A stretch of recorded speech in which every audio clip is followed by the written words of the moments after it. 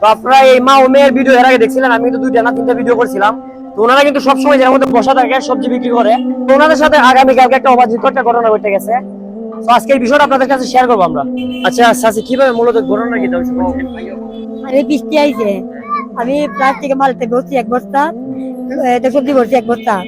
আর আমার মেয়ের একটা নাহের ফুল হাতে একটা বেসলাই একটা বেন আছে। আপনি আঙ্কেল এরা দেখছি সবাই। আমার একটা মোবাইল লিয়েছি আর 2000 টাকা ঘর ভাড়া, আর 1300 আমার দোকানের টাকা আছে, 2000 টাকা, ওই 1300 টাকা বুঝছিনি।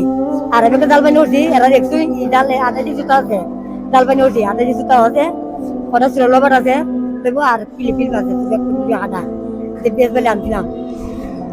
মানে আপনি এর মধ্যে রেখে গেছিলেন? এখানে রেখে গেছিলেন? রেখে পিছে গেছিলেন? না এখানে রেখে দিয়ে আসলাম। কই গেছে? মানে কোন জায়গায় গেছিলাম না, বাসে গেছিলাম, দেখতে লাগে মানে আয়াতে কোন চুরি হয়ে গেছে? গাড়িও নাই, আমার জিনিসটা নেই। হ্যাঁ, কি আপনার মানে সকাল দিয়ে ফলো করতেছেন নাকি? না এইটা ইয়াসারের লগে লগে ইয়া না, আপনি বুঝছেন না? না আমি যা ওই বাসে না, মানে আমি পিছনে গেছে সব কিছু হয়ে গেছে। আমার কি দেখো নিছে আপনি? ওই পেন মোবাইল, আমার মেয়ে এক নাহের হাতে বেশ লাইট কেনে, এটা টেরা কি সোনারা ছিল যেটা নিছে আপনার মেয়ে? শোনো না, আর হাতে বেশ লাইট রূপা, মানে আপনার ব্যবসা যত সম্বল ছিল সবকিছু নিয়ে গেছে। আমার দিছে। আজকে ব্যবসা লয়ে বসেন না? না আজকে আমি বুঝতে পারছি না, আমার তাল পাইতেছি না। রাত্রি ধরে ঘুমাইছি, আমি 3টা মতো আমি টুকা দিয়ে উঠছি, টানা টানা কলা কথা বলতে আমি টুকাইছি, এখানে টুকাইছি 12 লই আমি এত নিচে আপনারা ভাইবেন কই দিয়া? তো সুরের কোনো ধর্ম আছে ভাই? তাহলে এরকম মানুষের মানে কিটা কইতাম আর কিছু আসলে বলার কিছু নাই। সুরের আসলে ধর্ম নাই। দেখেন উনি কিন্তু ব্যবসা করে খায়, প্রতিদিন কিন্তু যার মধ্যে বসে এই লতা পাতা বিক্রি করে কিন্তু ওনার মেয়েরা নিয়ে কিন্তু সংসার চালায়। আর আপনি মনে হয় ভাড়া থাকেন নাকি? না, ভাড়া 2000 টাকা ছিল ঘরের, এটাও লয়ে গেছে।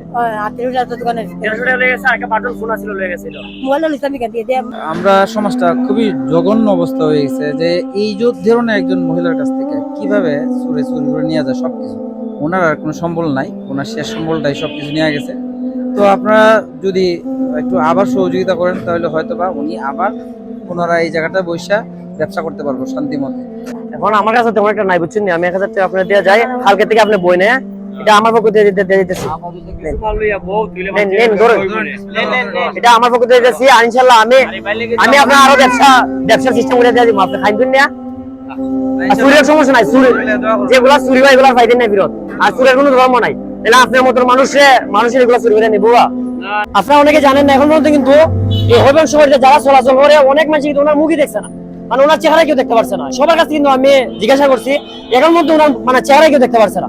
পর্দার সবাই দিয়ে এই জায়গার মধ্যে হাল মানে বসেন, ব্যবসা করেন, ব্যবসা করে যতটুকু পারেন ওনার মেয়ের নিয়ে কিন্তু চলেন। মানে ওনার পাশে কিন্তু কোনো পুরুষ নাই। দেখেন পুরুষবিহীন একটা মহিলার জীবন মানে কতটা কষ্টকর, এটা আপনারা কিভাবে বুঝবেন ভাই? যারা এগুলো কাজ করছেন, আল্লাহ আপনাদেরকে হেদায়েত দান করুক। মাসুদ ভাই আরো কিন্তু 500 টাকা দিতেছেন,